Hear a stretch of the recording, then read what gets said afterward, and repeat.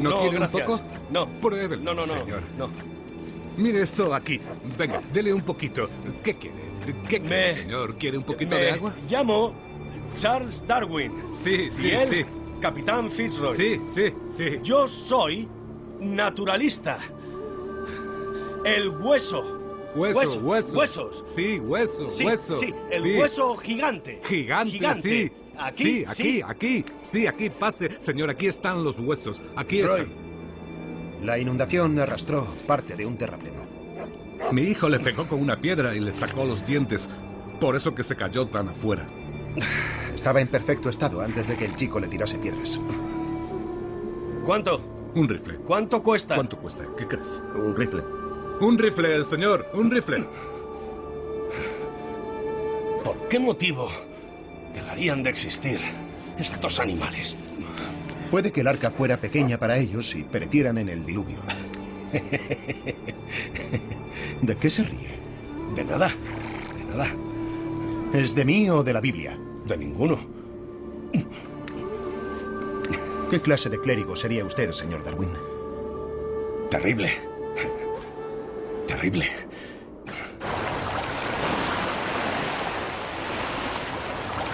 Y dijo Dios, produzcan las aguas en abundancia seres vivientes que se muevan, y aves que vuelen sobre la tierra en la expansión del firmamento.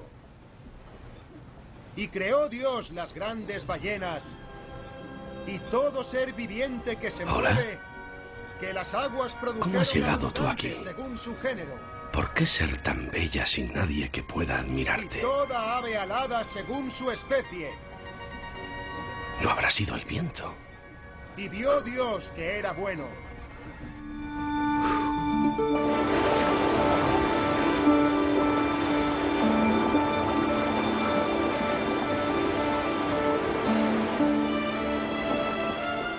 Si tuviera que dar un premio a la mejor idea que haya tenido nadie jamás, se lo daría a Darwin por la idea de la selección natural, antes que a Newton, antes que a Einstein, porque su idea une las dos características más dispares de nuestro universo. El mundo de la materia sin propósito ni significado y del movimiento por una parte, y el mundo del significado y el propósito y el diseño por otra. Darwin comprendió que lo que estaba proponiendo era una idea verdaderamente revolucionaria.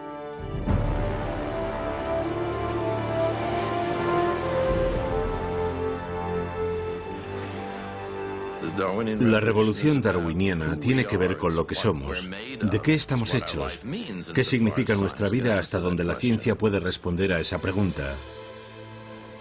Así que, en muchos sentidos, era simplemente el más profundo y el más desconcertante de todos los descubrimientos que ha hecho la ciencia jamás. En los tiempos de Darwin, la idea de la evolución era considerada como algo muy poco ortodoxo porque contradecía todo lo que defendía la historia natural en Gran Bretaña. Ponía en peligro las bases de la ciencia, ponía en peligro las bases de la sociedad estable, así como la Biblia y la Iglesia. Darwin se guardó para sí lo que pensaba durante muchos años y lo pasó muy mal por ello. Si se llegaba a saber que estaba haciendo algo que iba radicalmente en contra de la ciencia establecida, sería el fin de su carrera y acabaría con su reputación. Era un hombre respetable que tenía una teoría muy peligrosa.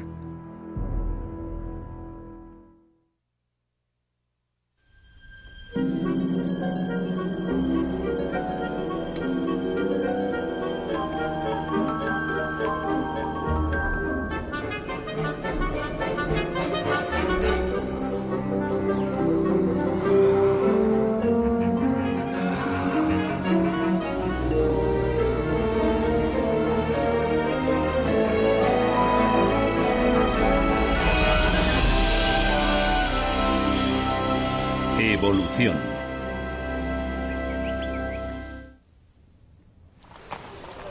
La peligrosa idea de Darwin.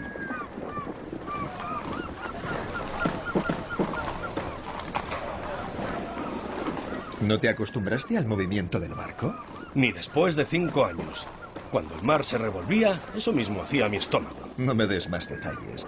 Podríamos sacarle 400 al año al gobernador. ¿Por qué? ¿Qué te ha dicho? No es que dijera nada, pero lo he visto en sus ojos por cómo devoraba tus cartas, como un padre orgulloso. Le dije que ibas a publicar un diario de tus viajes y vi un claro destello de interés. ¿Publicar? Sí, pues claro. Ya no serás ningún párroco de pueblo, ahora estás bajo mis alas. Yo me encargaré de tus asuntos y te presentaré a mis amigos más brillantes. Venderé tu celebridad. ¿Celebridad? Desde luego, todos quieren conocerte y oír historias de tahitianas desnudas y perezosos gigantes y demás.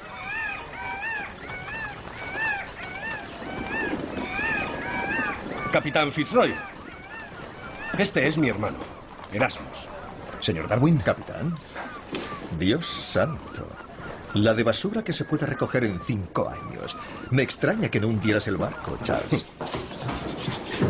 Le pusieron el nombre de su abuelo. Sí, y de un tío que murió ahogado en el río Derwent. ¿Y es un libre pensador como él? Soy más bien un libre bebedor, en realidad.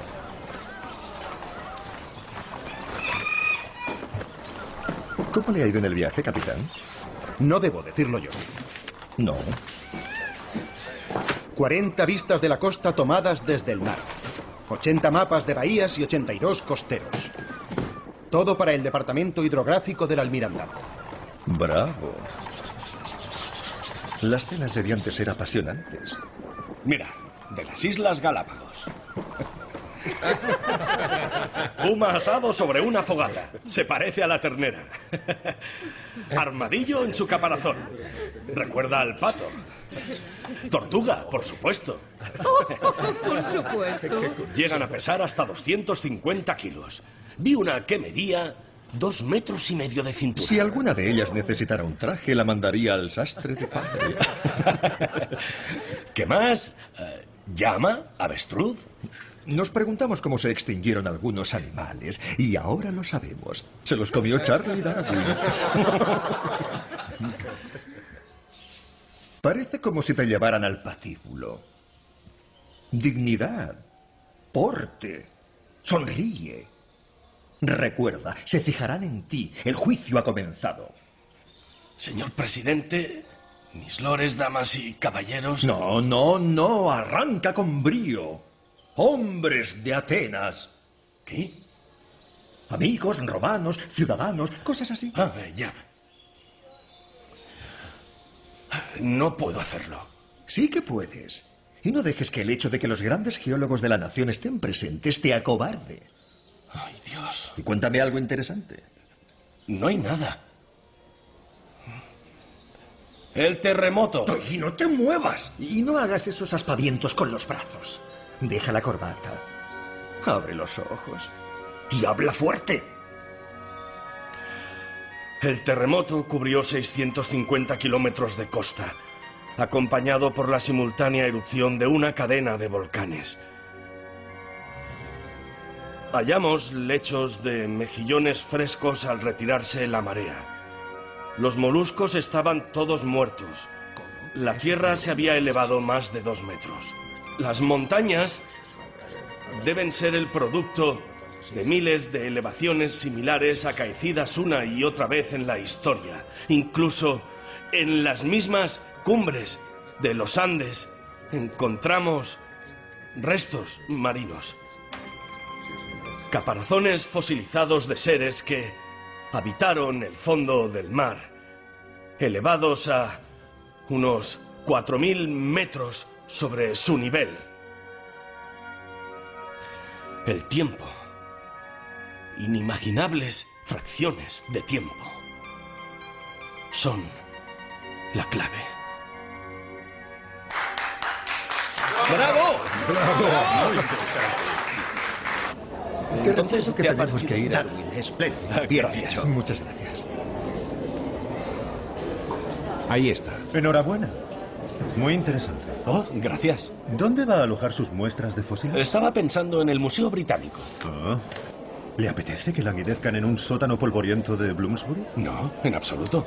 Entonces déjeme que se los clasifique. Ya le avisaremos. Gracias. Patán presuntuoso. ¿Quién se ha creído que es? Cree que es Richard Owen, el mejor anatomista de Y tú, Europa. el hermano menor de Erasmus Darwin, Darwin de la rama de Beagle. Presume mientras puedas. No quiero presumir. Mientes.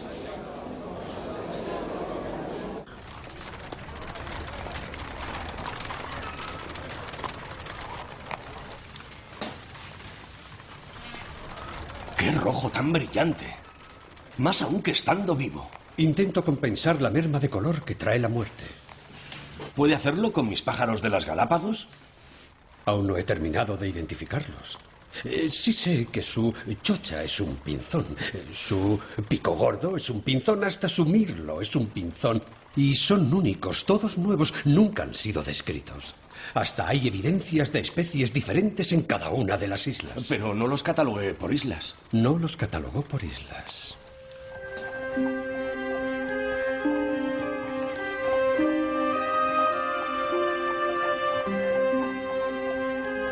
¿Para qué los quiere? Ya se lo he dicho. Olvidé catalogar los míos por islas. No, me refiero a por qué le interesan los pájaros que recogí yo. El vicegobernador de las Galápagos me dijo que podía identificar a qué isla pertenecía una tortuga por sus marcas. Sí, podría haber variaciones entre una isla y otra por la adaptación al clima y demás. Sí, pero todas ellas tienen el mismo clima. Mi experto, John Gould, dice que hay diferentes especies de pinzones. ¿Y si los vientos los llevaron hasta allí desde Sudamérica y cambiaron adaptándose, alejándose de sus antepasados generación tras generación, creando variedades y luego nuevas especies, y cada especie aislada en su propia isla? ¿Pero qué dice? ¿Que el viento arrastró a esos pinzones a las Galápagos? Dios los puso ahí. Eso no tiene sentido. ¿Por qué iba a poner Dios a pájaros diferentes en islas casi idénticas? No tengo ni idea. No es una pregunta que requiera respuesta. Las especies recibieron la existencia de Dios. Son formas perfectas y perfectas han sido desde la creación. Es ley divina, voluntad de Dios. Haré que su experto reciba mis pájaros. Gracias. Es a Dios a quien debería dárselas.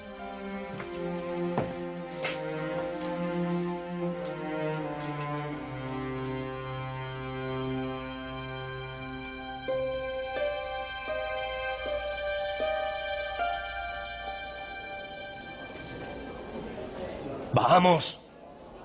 Esta noche y solo hoy, damas y caballeros, una visita guiada al osario de Charles Darwin. ¡Shh! Por el amor de Dios, date prisa. Bien. Esto es una criatura grande y extinta, parecida a una llama. Y esto es un perezoso terrestre gigante, descubierto por el señor Darwin en Punta Alta. Y por fin, Restos del desayuno del señor Darwin. este cráneo pertenece a un enorme roedor. Emparentado con el capibara sudamericano. Si las ratas eran tan grandes, imagínate el tamaño de los gatos. Lo he llamado toxodonte.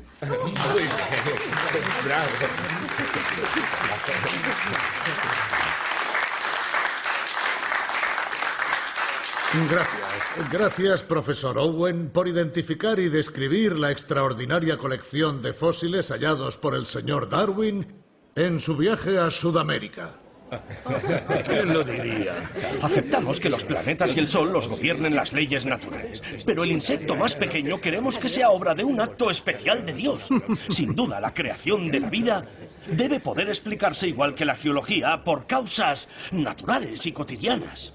Bueno, en teoría sí, pero en la práctica no puede haber duda de la causa primera. La voluntad divina. ¿No son los hombres de ciencia libres de investigar cada una de las formas en que pueden aparecer nuevas especies? Si alude a absurdas suposiciones sobre el origen del hombre, la respuesta es no. Destruir la singularidad del hombre es dar paso a la anarquía. Sería como dar mosquetes al populacho. Así es. La gente como Owen piensa que sin la Iglesia de Inglaterra no crecerían los pepinos.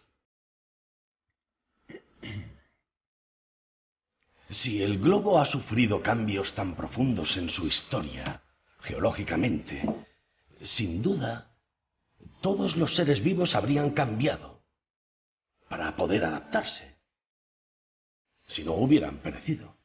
Algunos perecieron, según parece. Sí, pero la existencia continuada de la vida en la Tierra solo se puede explicar si suponemos que esta criatura fue sustituida por el armadillo actual. Debe de haber una ley que hace que nuevas especies aparezcan, reemplazando a las extintas. Eso, amigo, es el misterio de los misterios. La persona que pueda resolverlo recibirá todos los premios científicos.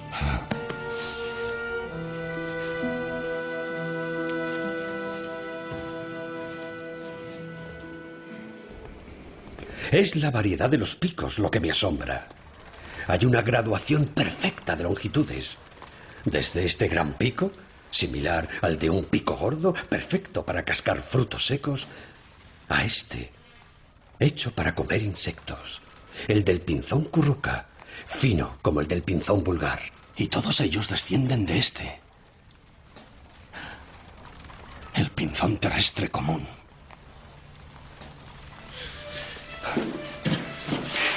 He empezado a preparar unas placas a color. Eclipsarán a mis palabras. ¡Ras! ¡Ras! ¡Ras! ¡Despierta! ¿Qué hora es? La del almuerzo. Déjame, vuelve a la hora del té. Las Islas Galápagos son casi idénticas. La misma geología, el mismo clima. Me alegro de saberlo. Y ahora márchate. ¿Por qué hay pinzones diferentes en islas idénticas? Ras.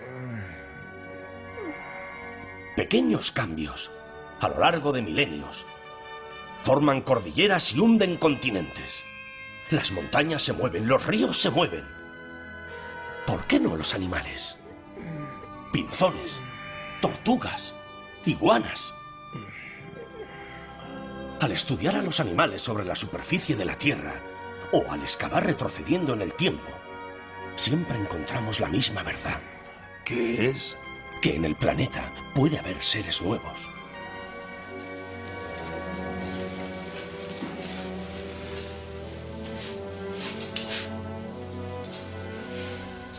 Tal vez todo forme parte de una cadena ancestral. ¿Hombre? ¿Ratón? ¿Armadillo?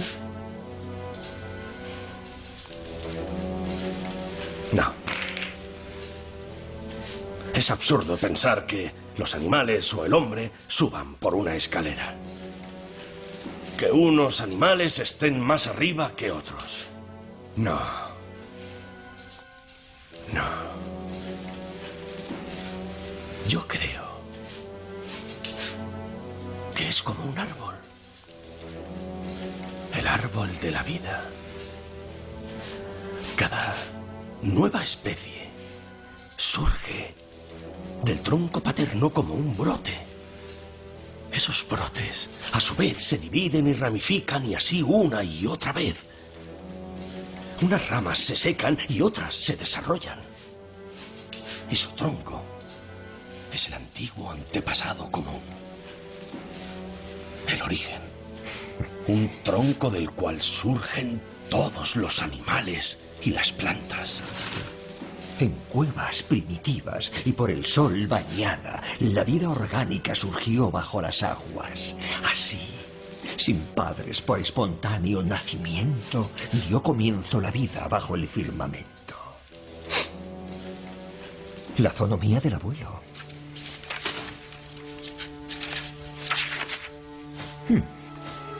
Sería aventurado imaginar que todos los seres de sangre caliente tienen su origen en un filamento de vida. Lo llevamos en la sangre. Al abuelo lo vilipendiaron por esto. Está en nuestra sangre.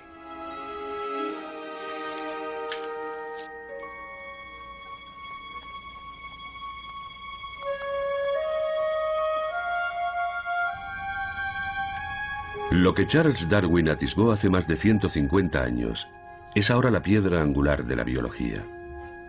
Todas las formas de vida que existen en la Tierra han evolucionado a partir de un único tronco original.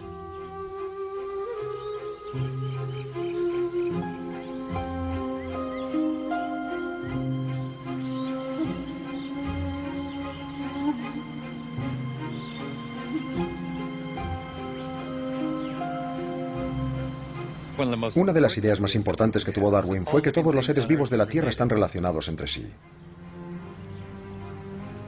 ¿Cómo es posible tomar conciencia de que formas parte de ese único árbol de la vida y no sentirte profundamente conmovido por esa idea?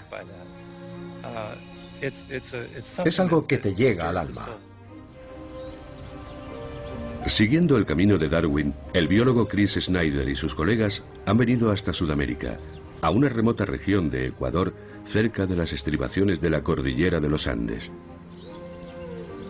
La selva tropical puede ser el hogar de más especies animales que ningún otro lugar de la Tierra.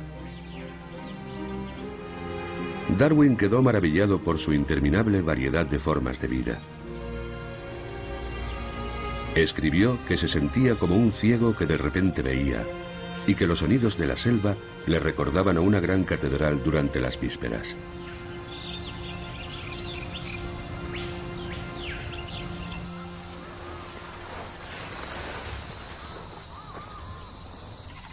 Para los biólogos actuales, la selva tropical de las tierras bajas y la cordillera de los Andes son laboratorios donde se puede explorar las teorías de Darwin.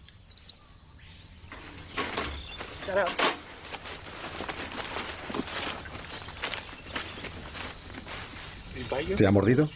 A lo largo de los próximos días, el equipo de Snyder capturará ratas y ranas, murciélagos, pájaros y lagartos día y noche. Tanto aquí en la selva como arriba en las montañas. Comparando a los dos grupos de animales, esperan llegar a comprender mejor cómo los cambios de entorno pueden provocar la evolución de nuevas especies. Es imposible no quedarse asombrado ante el hecho de que haya tantas formas de vida diferentes aquí. Hay 12 especies de primates. Hay 550 especies de aves que se hayan identificado. Hay 100 especies de ranas solo aquí, en esta pequeña zona.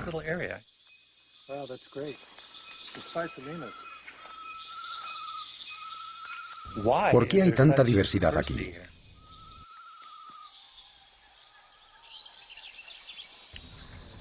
Traemos material nuevo. Traemos cosas buenas. Hay un par de sorpresas. ¿Ah, sí? Sí, mira esto. El ornitólogo Tom Smith quiere comparar el tamaño de los picos de los pájaros de la selva con los de las aves que espera encontrar en las montañas. Incluso las diferencias más sutiles pueden ofrecer pistas sobre cómo y por qué aparecen nuevas especies.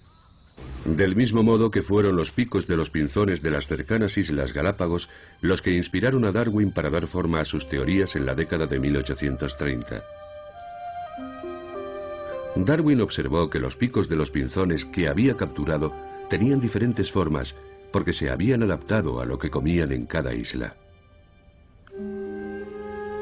Imaginó que todas aquellas especies diferentes de pinzones habían ido modificándose a partir de una población ancestral común que había llegado volando desde el continente.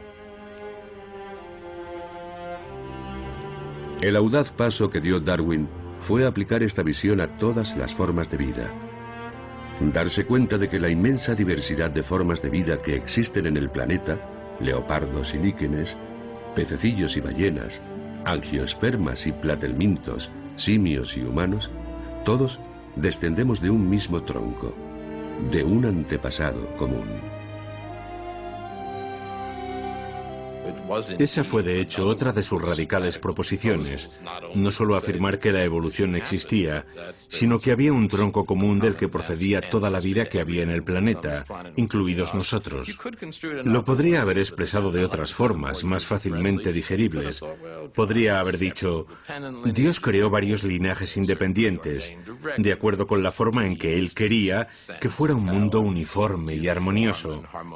Pero Darwin dice, no, es simplemente la historia, en la que todo desciende con modificaciones de un único ancestro común.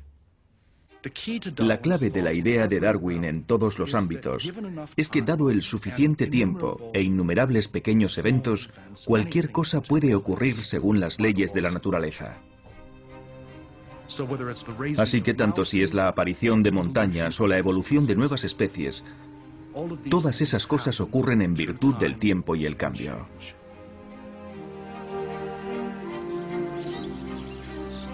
En la selva tropical hay asombrosos ejemplos. Solo hay que ver esta mantis. Este insecto está disfrazado casi perfectamente como una hoja.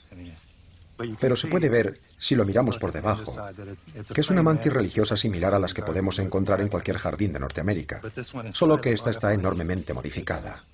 Su tórax se ha aplastado para que parezca una hoja, y sus alas también se han modificado para que parezcan hojas. Incluso se pueden ver las venas. En una población de mantis, aquellas que parecen hojas tienen más probabilidades de sobrevivir y reproducirse que las demás.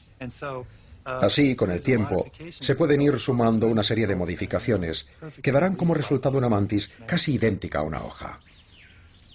Pero si la trasladamos a un entorno que no es el suyo, bueno, entonces destaca enormemente. Lo más probable es que... ¿a dónde vas tú?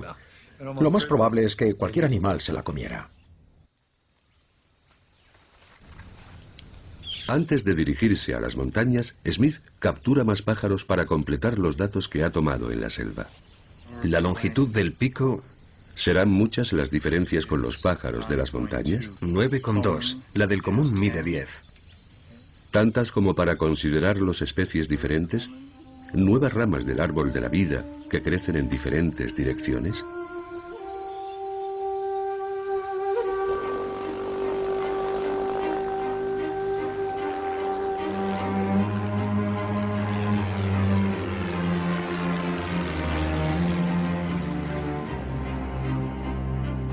Cuando se formaron los Andes, se creó una gran variedad de nuevos hábitats. Los animales que vivían en las tierras bajas de la selva tuvieron grandes oportunidades de colonizar estos nuevos hábitats.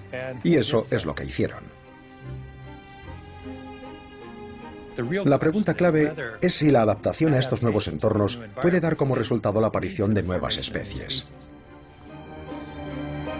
En un vuelo de menos de una hora, Snyder y Smith se trasladan de las brumosas selvas a las cumbres andinas azotadas por el viento. La población animal hizo el mismo viaje, pero de forma gradual, a lo largo de muchas generaciones. Y según iba cambiando el entorno de la selva tropical a las altas y frescas praderas, las poblaciones animales se veían obligadas a adaptarse. Estas praderas están a casi 3.000 metros sobre el nivel del mar. Aquí las estaciones nunca cambian, dada la cercanía del Ecuador. Pero se dice que el invierno llega cada noche. A menudo las temperaturas caen por debajo de los 0 grados. Los animales que no están bien adaptados no sobreviven.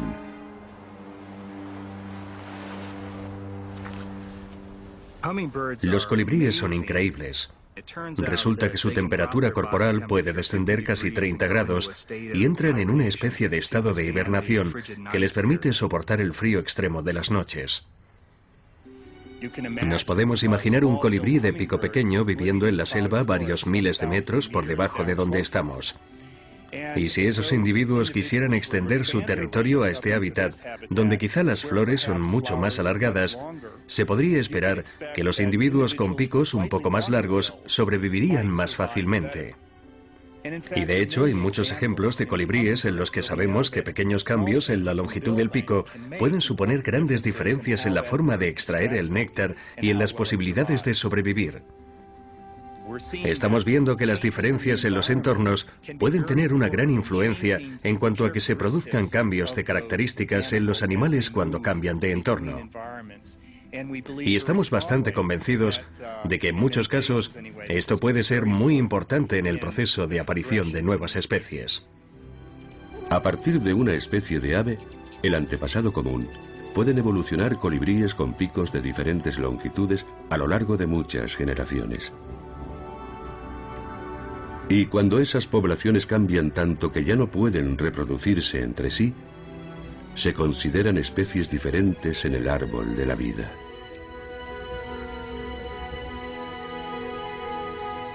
Smith y Snyder quieren averiguar cómo de estrecha es la relación entre los pájaros de las montañas y los que han examinado en la selva. Para ello comparan color, longitud del pico, envergadura, igual que habría hecho Darwin. Pero ellos tienen otra herramienta con la que Darwin ni siquiera podía haber soñado: el ADN. Darwin estaba convencido de que se transmitían características de generación en generación, pero no entendía cómo.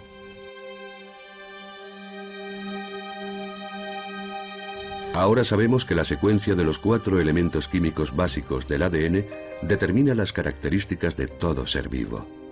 Cada generación transmite este texto formado por A's, T's, C's y G's a su prole.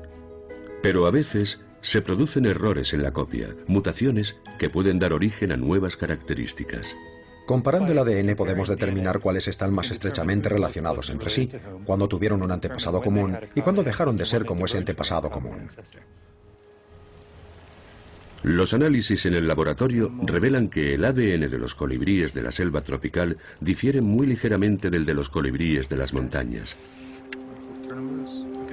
Debieron separarse de su ancestro común hace relativamente poco dentro de la historia de la vida en la Tierra, unos 3 millones de años. Estamos examinando el material genético que hace de los organismos lo que son. Y en ese ADN está escrita la historia de su evolución.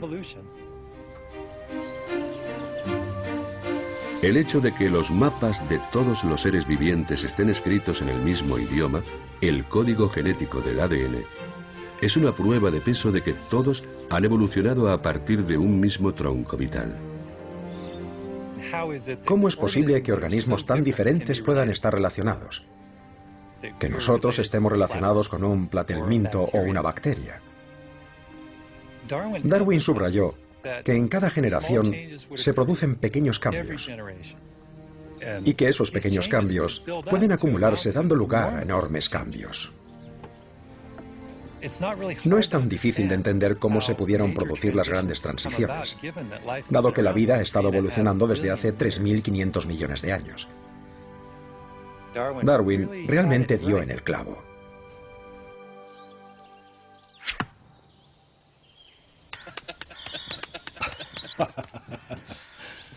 Ven aquí, Squib.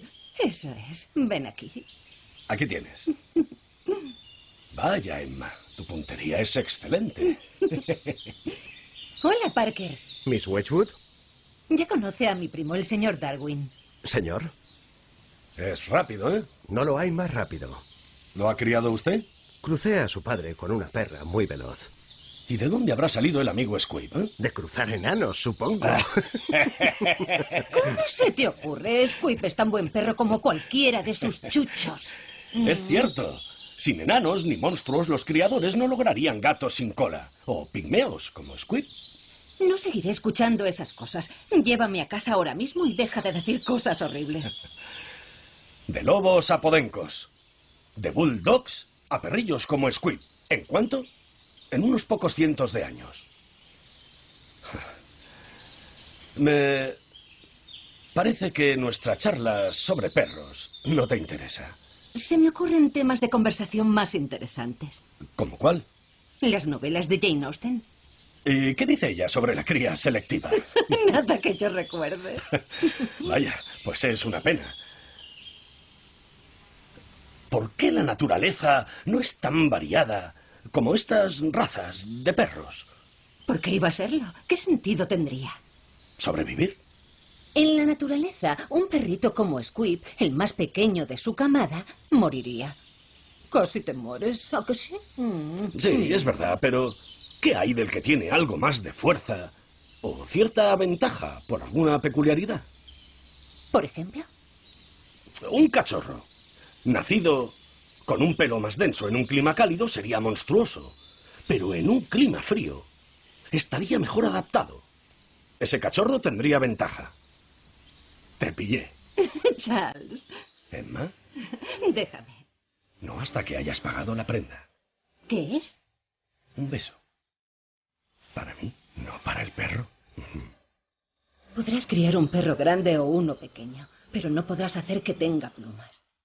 Ni puedes crear órganos tan milagrosos como el corazón o los ojos. Eso solo puede ser obra de Dios.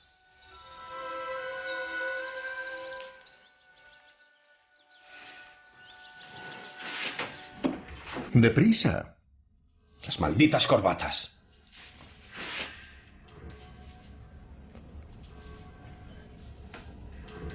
¿Casarme? ¿No casarme? ¿Casarme? ¿Hijos? Si Dios lo quiere. Dame eso. Es personal. Soy tu hermano, no tienes secretos para mí. Sí, los tengo para todo el mundo. Dame eso. Gracias, Gammon.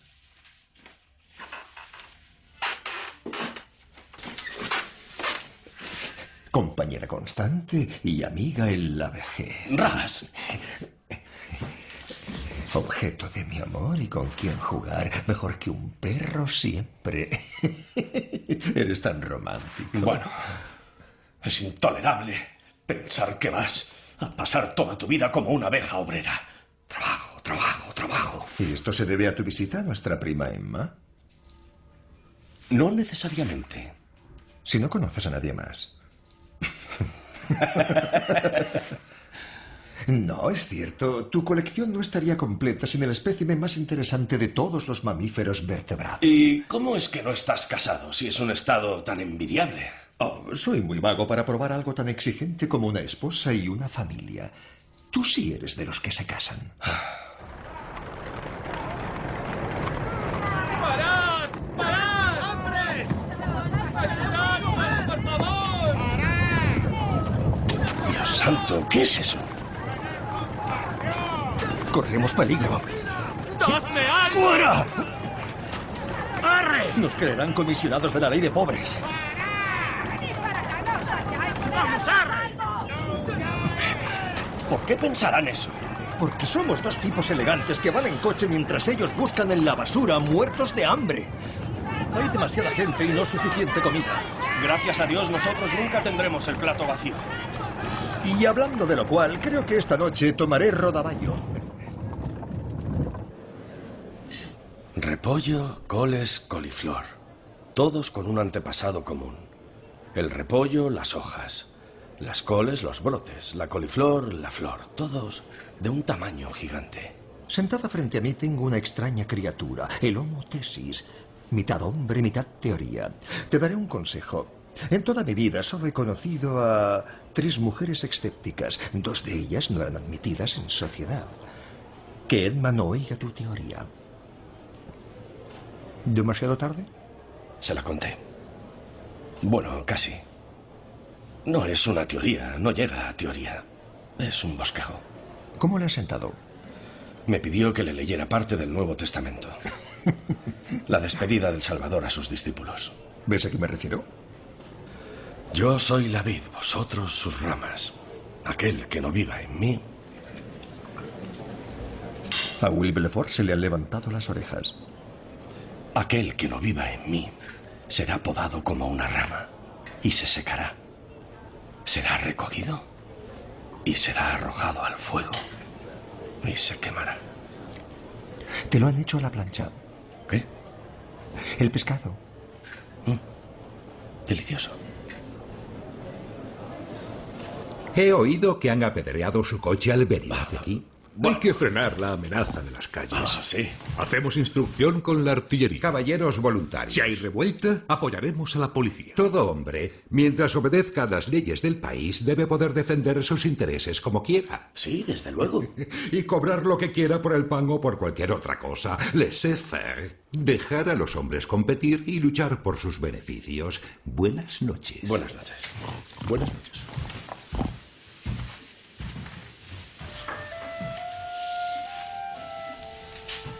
Malthus, población, comercio y agricultura.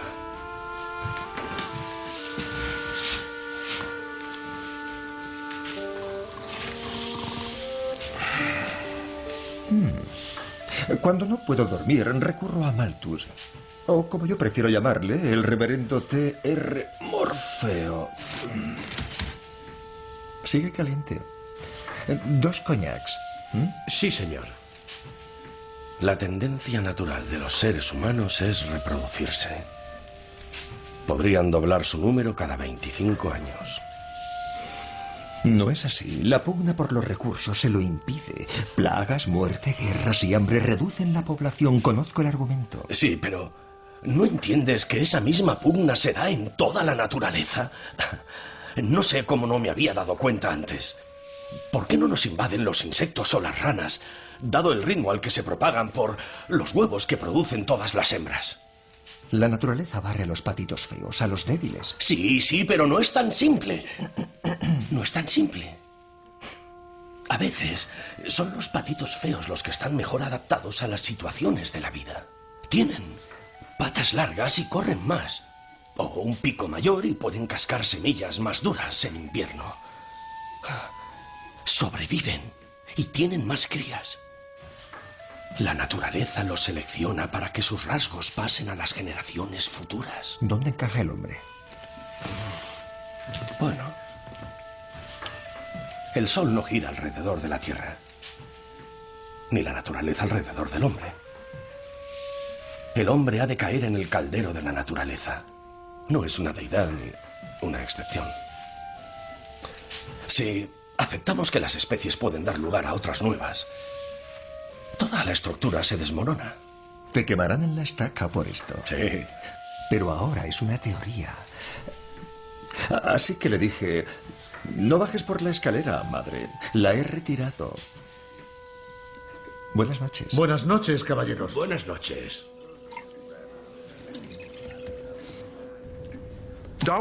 El trabajo de Darwin comenzó con la observación de que los individuos diferían unos de otros. Y Darwin creía que estas pequeñas diferencias podían ser favorables. Podían suponer una ventaja para un individuo a la hora de conseguir alimento o de encontrar un lugar donde sobrevivir en la naturaleza. Darwin se dio cuenta de que en la naturaleza los organismos individuales compiten por unos recursos limitados. Aquellos que tienen algún tipo de ventaja, de coloración, por ejemplo, o de velocidad, o de visión, tienen más probabilidades de sobrevivir, reproducirse y transmitir esas ventajas a sus descendientes. Los que están en desventaja no sobreviven. Darwin lo llamó selección natural, porque las fuerzas de la naturaleza seleccionan a los organismos que sobreviven. Los supervivientes serán aquellos cuyas variaciones los adapten mejor, de un modo fortuito, a un entorno local cambiante. Y entonces, dado que pasan esas características a su descendencia, la población cambia. Eso es la selección natural. No es un principio de progreso, es simplemente un principio de adaptación local. No se crean mejores seres en ningún sentido cósmico. Se crean criaturas mejor adaptadas a los climas cambiantes de sus hábitats locales. Eso es todo. Darwin no podía observar cómo actuaba la selección natural en tiempo real. Pero hoy en día, los científicos sí pueden, observando la evolución del VIH, el virus que causa el SIDA. Jeff Gustafson está infectado por el VIH desde hace más de una década. Toma gran cantidad de medicamentos, pero no sirven de mucho. El virus sigue adaptándose, evolucionando y formando nuevas cepas que resisten a los fármacos. Parece que todo lo que tienes que hacer es tomarte los medicamentos y te curarás, pero en realidad no es así. El VIH tiene la capacidad de evolucionar tomes lo que tomes. Hay 19 fármacos para el VIH en el mercado ahora mismo. Y de esos 19 ya he probado 14. Clarence Johnson también está enfrentado en una lucha diaria contra este virus que evoluciona con gran rapidez. A veces me parece que es una batalla perdida. Todavía no me he rendido, pero ha habido momentos en los que solo quería quedarme tumbado y abandonar. Pero no puedo dejar a mi familia atrás. El médico de Clarence Johnson, Michael Sack, ha visto al VIH evolucionar a nuevas variedades a lo largo de los últimos 12 años. El virus cambia constantemente, sujeto a las fuerzas de la selección natural en el entorno del cuerpo del paciente. Imagínese que no tuviéramos el concepto de la evolución y que empezáramos a darle a un paciente medicamentos que en el tubo de ensayo funcionan bien, pero de repente el virus vuelve a reproducirse y ya no le afectan los fármacos. ¡Qué misterio!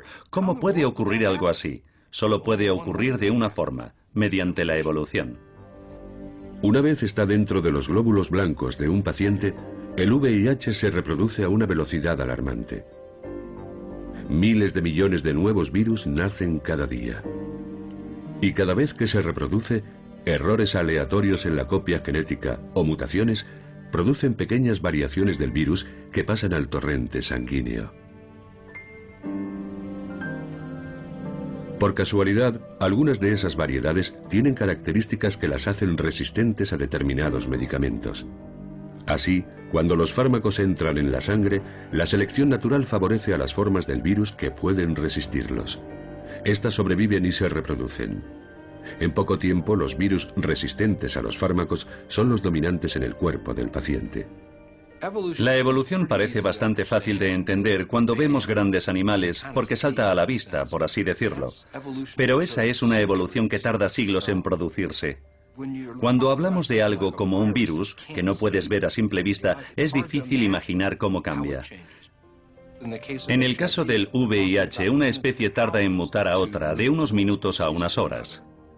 Es increíble la velocidad a la que se puede reproducir el VIH. Clarence. ¿Cómo te encuentras en general? Bastante bien. Me alegro. Cada vez que veo a un paciente, pienso para mis adentros, ¿qué está haciendo el virus en el entorno de este paciente?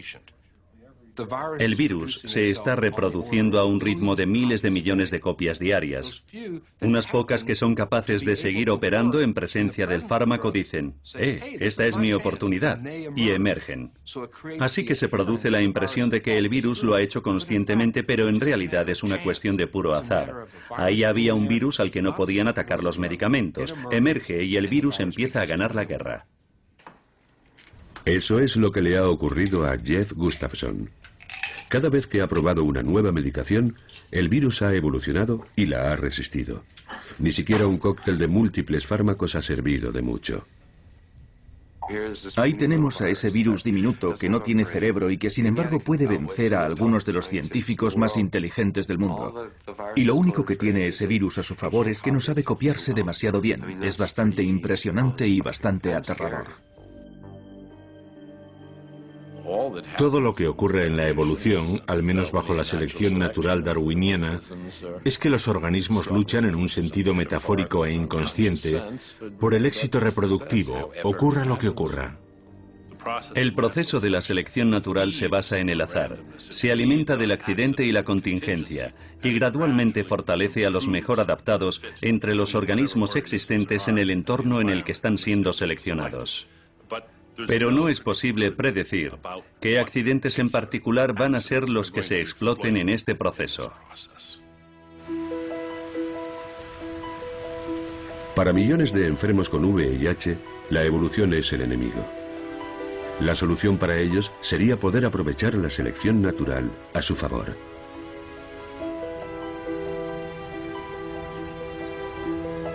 En 1997, en la Universidad Goethe de Frankfurt, una investigadora pudo haber descubierto la forma de hacerlo.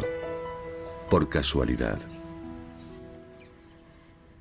Teníamos un paciente y aunque le estábamos tratando con un cóctel de 5 fármacos, no conseguíamos controlar la reproducción del virus. Y al mismo tiempo estaba sufriendo muchos efectos secundarios por la medicación. Y llegó un momento en que le preguntó a su médico si no sería mejor dejar de tomar la medicación un tiempo, dado que en realidad no estaba sirviendo para mucho más que para producirle aquellos efectos secundarios. Después de 3 meses sin tomar fármacos, se midió la resistencia de la población de virus del paciente a la medicación. La doctora Miller no podía creer los resultados. Al principio pensé que se trataba de un error, porque el laboratorio que había hecho las pruebas no conseguía detectar ninguna resistencia en la población de virus. Enviamos una segunda muestra a analizar y se confirmó el resultado.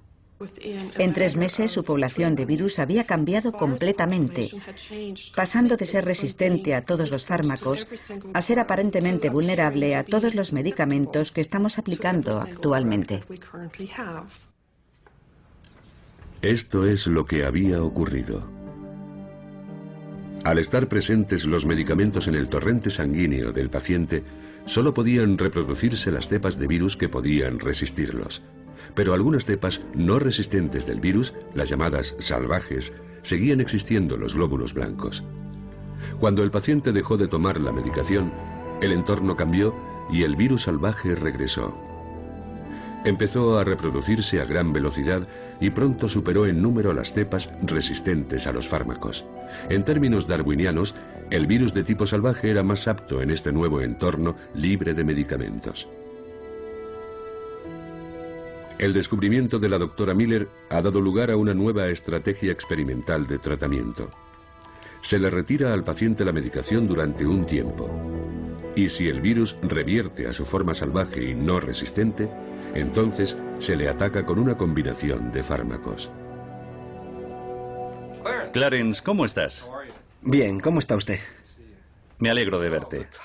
El concepto de la interrupción del tratamiento es una nueva estrategia que se podría aplicar en el caso de Clarence. Pero tenemos que asegurarnos de que no vamos a hacerle correr un riesgo demasiado alto si seguimos ese camino. Así que una de las opciones es retirar toda la medicación durante un tiempo, dejar que el virus vuelva a su estado natural, sin mutaciones, y a continuación atacar otra vez con la combinación. Incluso podría ser la misma de antes. ¿Cómo te suena eso? El regreso al tipo salvaje del virus podría parecer perfecto. De repente la medicación vuelve a funcionar, pero es un arma de doble filo.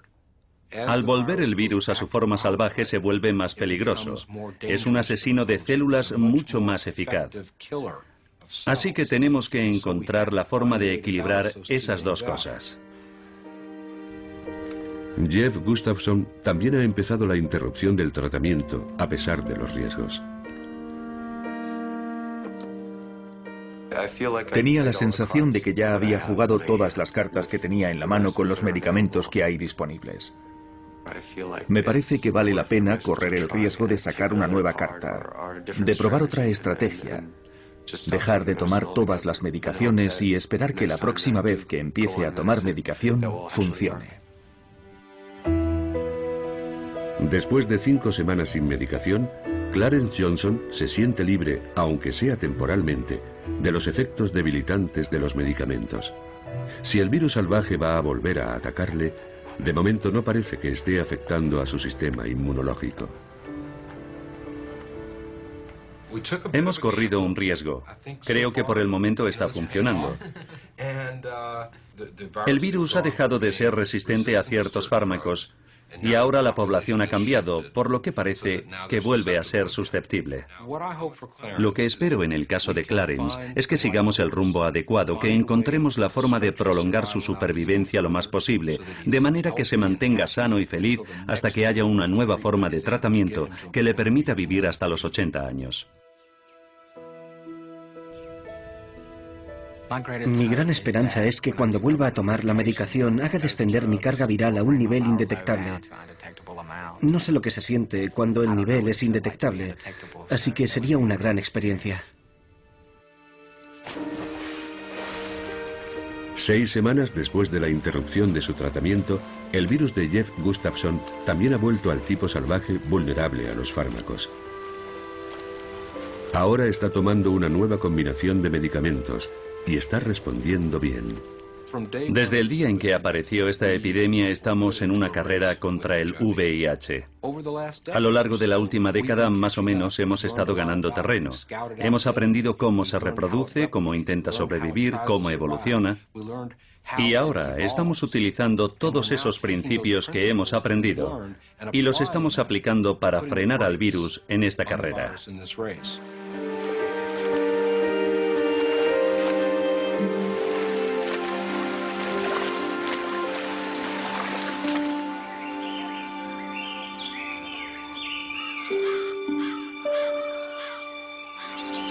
Hacia mí, un poco más.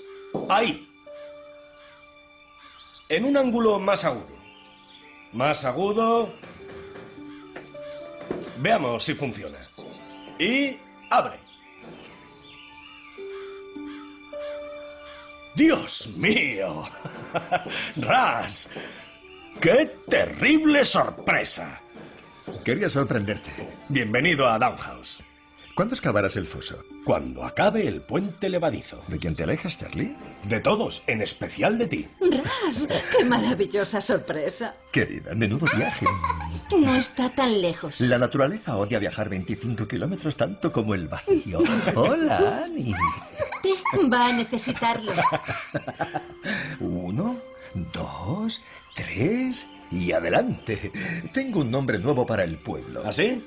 Don del Quinto Pino. Si no paras de hablar, será muy fácil cogerte. ¿Qué tal llevas tu trabajo? He enviado el manuscrito a que lo copien. No tengo ni idea de qué haré cuando me lo manden. ¡Callaos todos de una vez! Qué suerte no ser ciegos. Si estás ciega no puedes ver el cielo, ni las Ni flores. ninguna otra cosa. Puedo cogeros a todos cuando quiera. Eso habrá que verlo. Nos dan pena los topos, ¿verdad que sí? Sí. Los topos no necesitan ver porque viven bajo tierra. Por eso sus ojos se hicieron más y más pequeños. Y los búhos los tienen cada vez más grandes. Así no puedo jugar. No hacéis más que hablar de ojos todo el tiempo. Oh, William. Vais a jugar con William, ¿eh? Vamos. ¿Eres Brody? William. William, espéranos. Pronto hablará más que él. Tiene ese don. Estás pálido. Mi cuerpo rechaza comer. Me he quedado sin fuerzas. Se han acabado mis logros científicos. ¡Qué tontería! ¿Vas a volver a Londres conmigo? No, ni hablar. Claro que sí. No dejaré que te escondas aquí mientras tus rivales siguen progresando. Tienes que ver a tu editor. No lo entiendes, Ras. Hasta hablar de mi teoría contigo es como si confesara un crimen. No puedo publicarla. Vas a volver a Londres conmigo, Charlie, lo quieras o no. Solo para recordarle a la oposición que sigues vivo y coleando. Cuídate y procura descansar bastante. Erasmus, que no se pase la noche en el club contigo. No, madre. En serio, o estará agotado al día siguiente. Sí, madre. Tranquila. Le sentará bien.